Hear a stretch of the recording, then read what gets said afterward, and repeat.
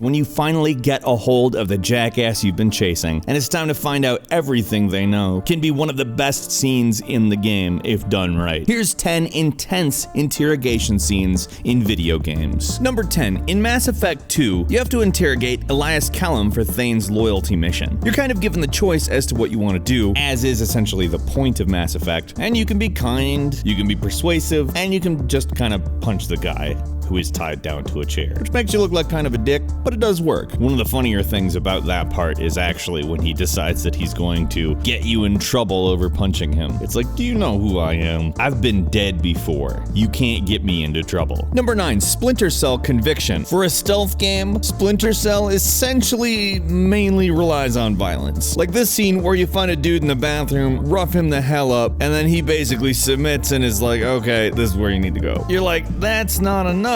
I need to break this sink with your head. And it's like, alright, well, sneaking around's a good thing to do most of the time, but hey, beating dudes up in the bathroom can be fun too. Somebody might say a little bit not cool on account you're kind of violating the sanctity of the restroom, but I don't know. Did you see that restroom? It looks kind of like, I mean, I don't think it'd been cleaned in a while. Also, to say I'm tired of hearing about the sanctity of restrooms is an understatement. Number 8, The Punisher. Hey, you know what works better than beating people up in the bathroom? Putting their feet in a wood chipper. Punisher does not give a shit. And whether he does or doesn't get the information, he usually just kills the person. I don't even know where to start with the Punisher, because there's like a billion different weird deaths. You can drown people in toilets filled with crap. You can drill their head. You can crush them in a garbage thing. All in the name of the investigation. Number 7, what was nice about LA Noire is that you could kind of end up calling people on their bullshit, which is fun to do. You basically go around and collect facts and then throw those facts in the person's face. The interrogations in LA Noire are probably some of the most advanced ones. This particular one with this fella named Hugo is pretty tough on him because the evidence kind of points directly at him. And if you spent a long time building a case, you can tell his demeanor by the end of it is kind of a little deflated. Now, I won't spoil it for you, but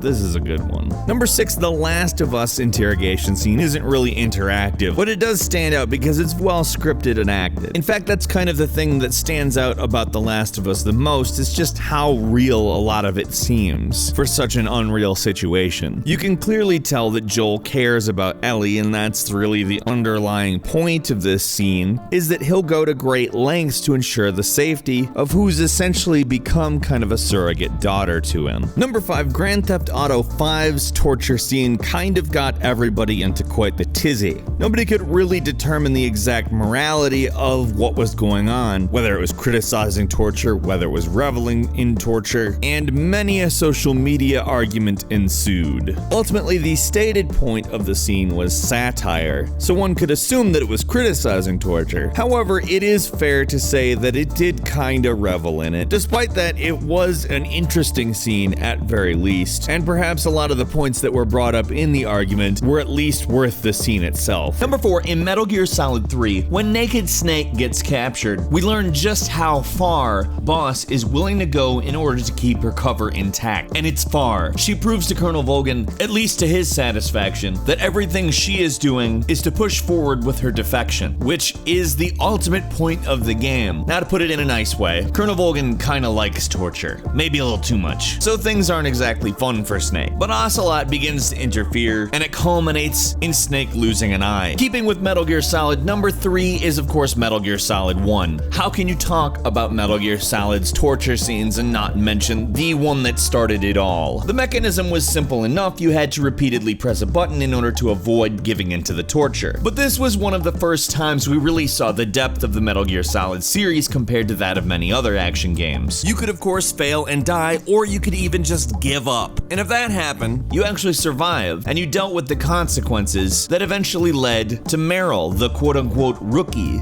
dying. And that's some pretty heavy stuff, especially for a game that was made in the 1990s, which really, although things could get fairly dark, didn't really present us with a whole lot of undesirable outcomes. And also Revolver Ocelot, who shot the other Snake in the eye in the previous point, well, he's just a dick. A little bit less freaky of one than Colonel Volgin, still an effective torturer. Number 2, Call of Duty Duty Black Ops. In this scene, you're quote-unquote interrogating a guy. By this point, we know that in video games that means we're basically punching him. But in this one in particular, you put a piece of glass into their mouth and then start punching them. Now, I've seen argument on both sides of why that's a kind of weird thing to do in a video game, and some people say, well, it doesn't really show anything, so it's not that bad. It's like, you did just put a piece of glass in someone's mouth and punch them, meaning their mouth is now filled with cuts and small pieces of glass. And I don't know whether that's inappropriate enough to criticize on account it is obviously a game where you're shooting people, but that's taking it up a notch. But let's be honest, the story in Call of Duty games isn't exactly the most intimately detailed story that's ever been made, so he kind of has to give you the info. Otherwise, what else are you gonna do in Call of Duty? And number one, in Grand Theft Auto San Andreas, there's a scene where you take somebody you need some information out of and tape their hands to your car's windshield. You then proceed to drive around as though you have a death wish. Now, I'm shocked that's never been in a movie. It seems like something that somebody would put in a movie. That's actually rather clever, at least as a plot device. It's obviously not clever to drive around with your hands duct taped to a windshield, but it remains probably one of the more unique interrogation scenes in video games, as most of the time that's just regarded as put two people in a room and somebody shouts or punches the other person. As we saw earlier in this video, that's what Grand Theft Auto even does. Not that it can't be done well, it obviously can, but I think this Grand Theft Auto scene does it particularly well. What's your favorite interrogation scene on this list? Or just in any video game for that matter? Meet us in the comments, we'd love to have a discussion with you about that.